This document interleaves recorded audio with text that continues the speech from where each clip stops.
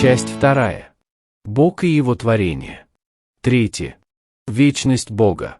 Следующий атрибут – Бог вечен. От века и до века Ты – Бог. Псалом 89:3. Схоласты проводят различие между Aevum et aeternum. для объяснения понятия возраста и вечности. Есть 3 вида существования. Первый вид – то, что имело начало и будет иметь конец.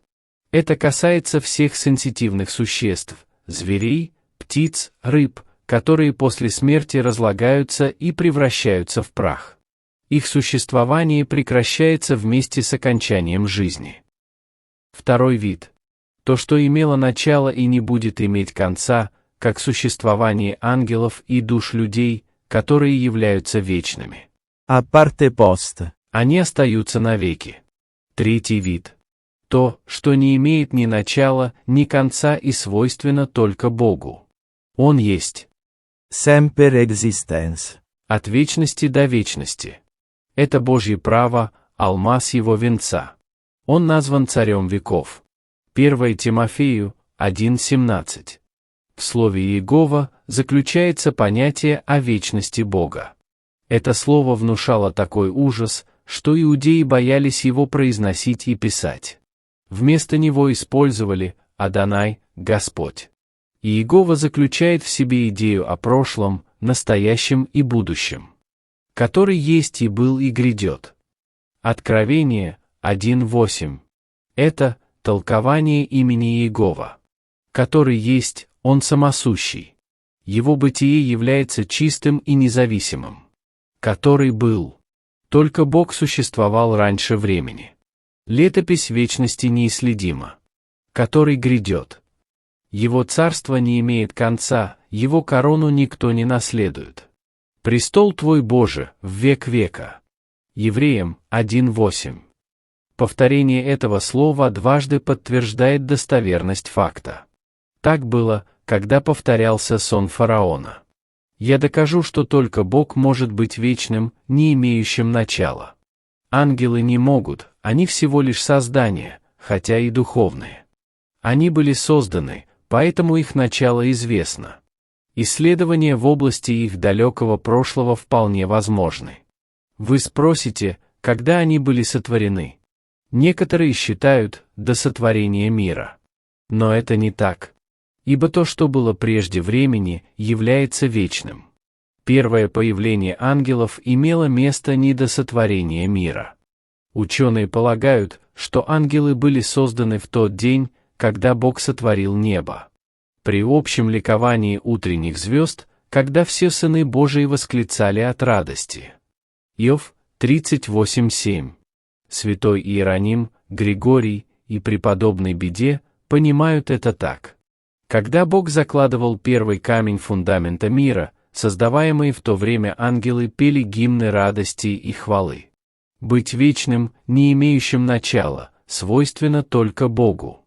Он альфа и омега, начало и конец. Откровение 1:8. Никакая тварь не может назвать себя альфой, это привилегия небесной короны. Я есмь сущий, Иегова. Исход 3:14. То есть существующий от вечности и до вечности. Урок 1. Гром и молния нечестивым. Бог вечен. Значит, их муки будут длиться вечно. Господь живет вечно, и пока Он жив, Он будет наказывать осужденных на проклятие. Их ощущение можно сравнить с тем, что произошло с царем при виде пишущей руки. Связи чресл его ослабели. Даниил 5:6. Грешник пользуется возможностью грешить, он нарушает Божьи законы, и как дикий зверь, перескакивая через ограду, врывается на запретную пажить. Он грешит с ненасытимостью, как будто боится не успеть. Ефесянам 4:19. Но помните, что одно из имен Бога – Бог вечный. А так как Он вечен, у Него достаточно времени, чтобы расквитаться с врагами. Пусть грешники трепещут при мысли о том, что муки осужденных на проклятие будут, во-первых, непрерывными, во-вторых, без примесей, в-третьих, вечными. Пункт 1. непрерывные муки. Их боли будут острыми, резкими и неослабевающими. Огонь не угаснет и не уменьшится. И не будут иметь покоя ни днем, ни ночью. Откровение 14:11. Такие боли испытывает человек, которого непрерывно растягивают на дыбе, и облегчение не наступает.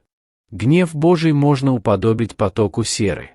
Исайя 30:33. Почему потоку? Потому что поток невозможно остановить. Так и Божий гнев низвергается потоком и льется непрерывно.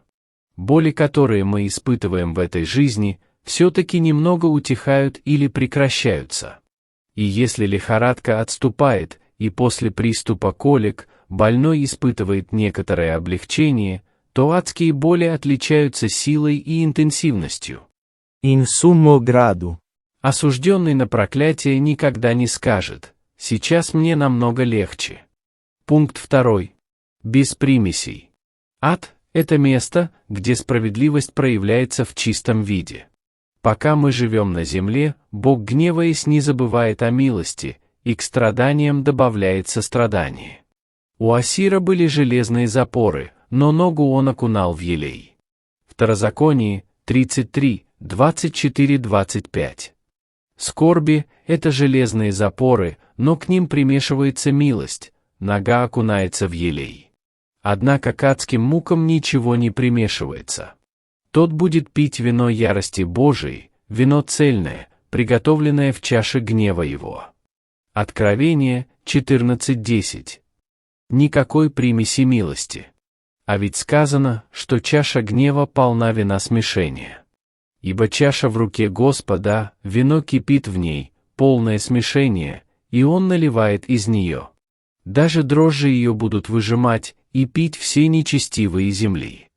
Псалом 74:9. И хотя в Откровении речь идет о цельном вине, без смешения, здесь нет противоречия.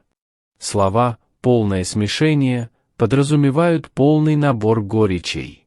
Червь, огонь, Божье проклятие – все, что делает чашу горькой. Она полна смешения, но и цельная.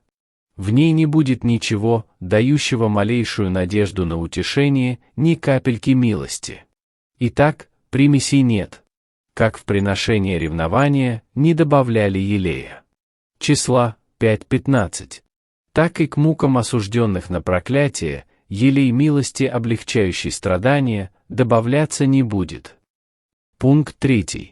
Бесконечные, вечные.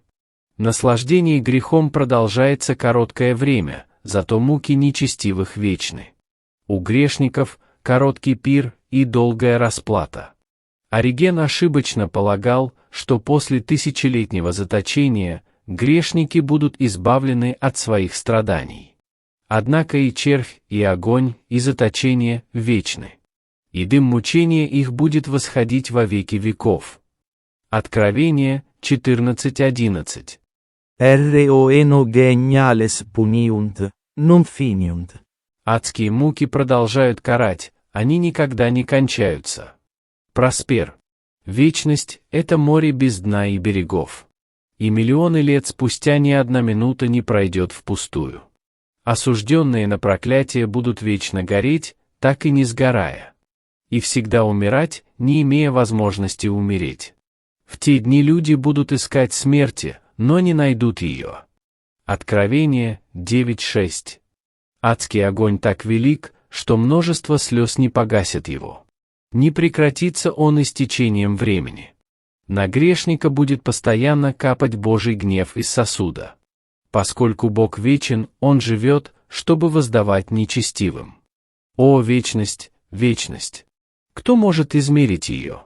У моряков есть лот для измерения морских глубин, но каким линем или лотом сможем мы определить глубину вечности? Своим дыханием Господь зажигает огненное озеро. Исайя 30:33. И где мы найдем машины и ведра, чтобы погасить этот огонь? О, вечность! Представьте, что весь земной шар, включая моря, превратился в песок. Весь воздух и звездное небо тоже стали песком.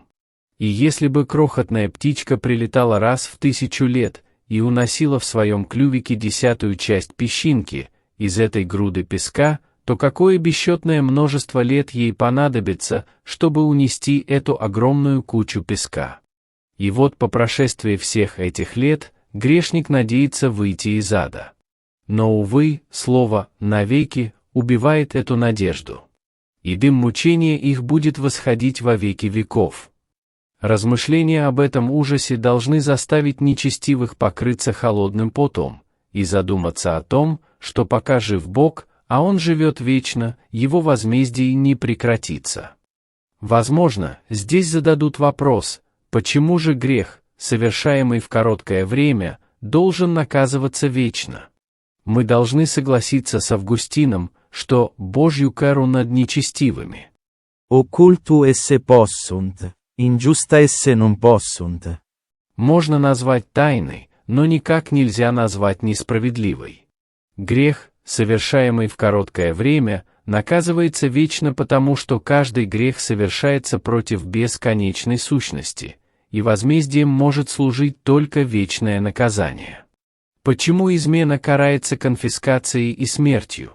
Потому что это преступление против королевской личности, которая священна. Неизмеримо большим является оскорбление, нанесенное Божьей короне и достоинству. Оно отвратительно и безмерно по своей природе, а потому заслуживает вечного наказания. Урок 2. Об утешении для благочестивых. Бог вечен, поэтому Он будет жить всегда и награждать благочестивых. Тем, которые постоянством в добром деле ищут славы, чести и бессмертия, Он даст жизнь вечную. Римлянам 2:7. В этой жизни Божий народ много страдает. Узы и скорби ждут меня. Деяния 20:23.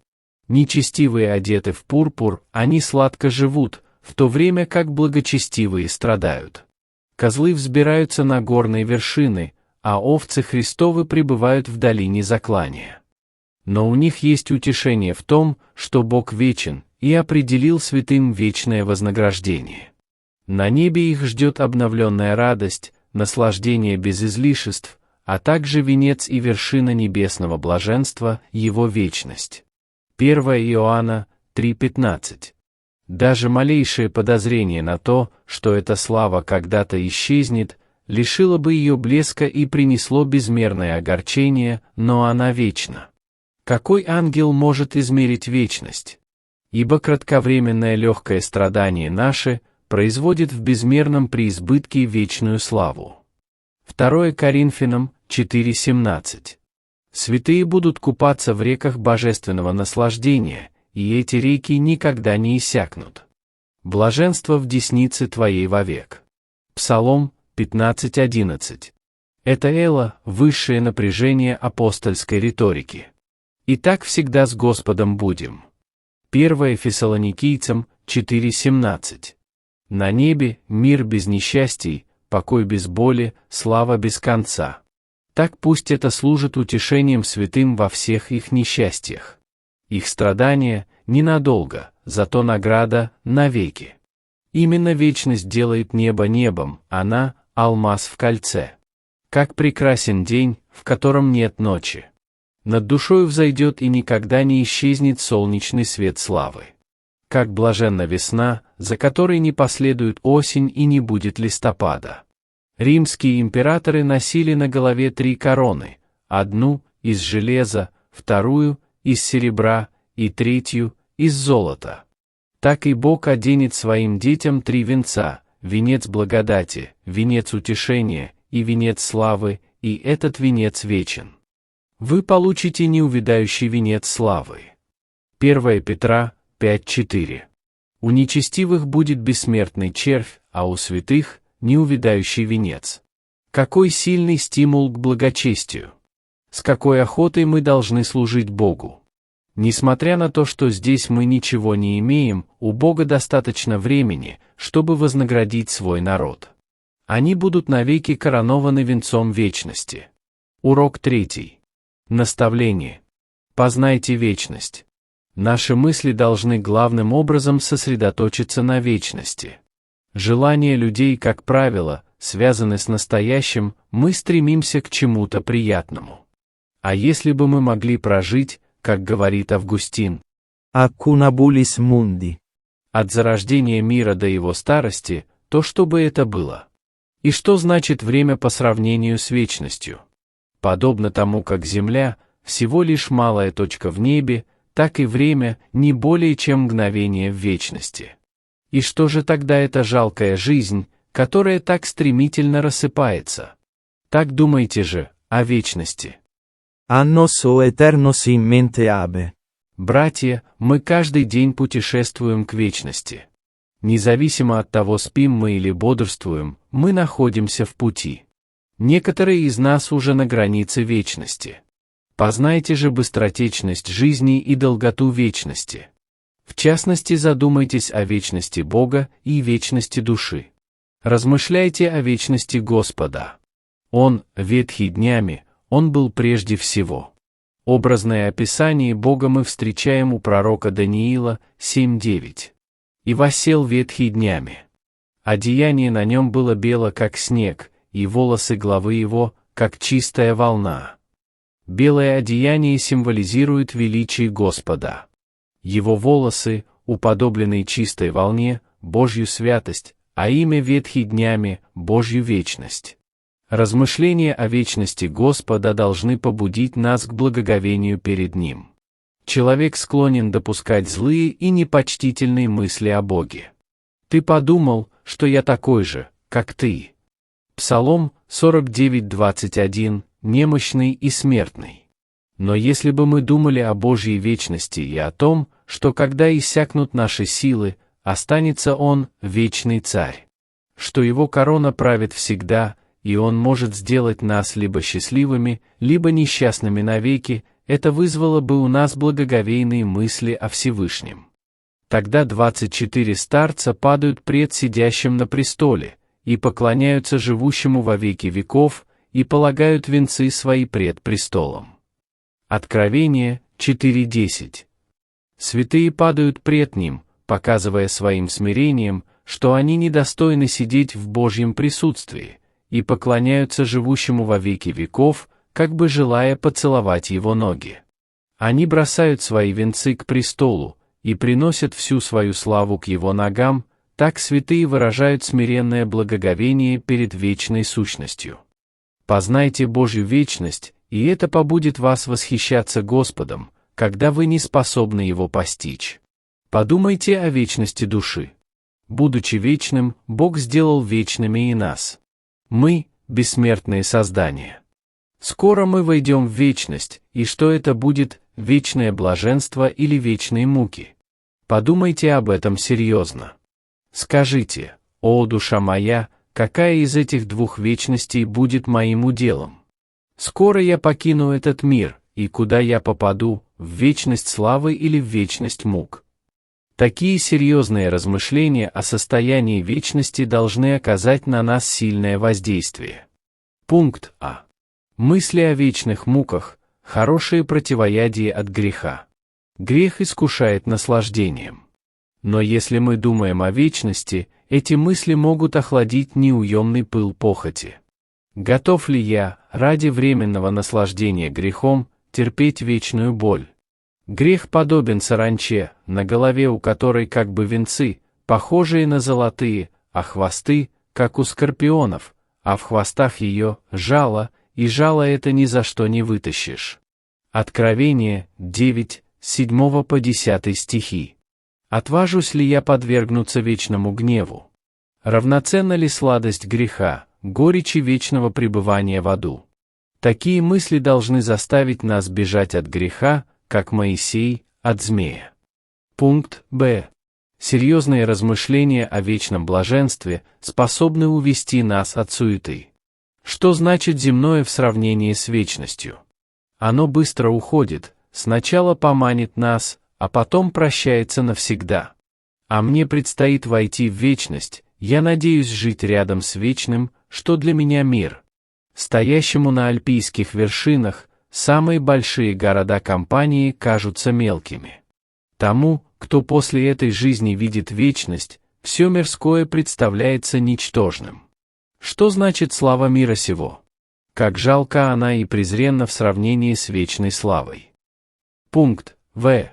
Серьезные размышления о вечности, какой она будет, мучительной или блаженной, должны сильно повлиять на наши занятия в жизни.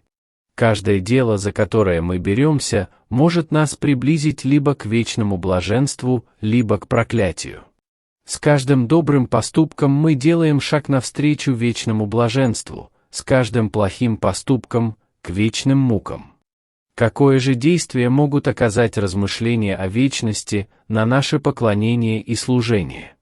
Они должны пробудить в нас желание трудиться в полную силу. Добросовестное исполнение долга поднимает христианина еще выше к небу и делает его на шаг ближе к вечному блаженству.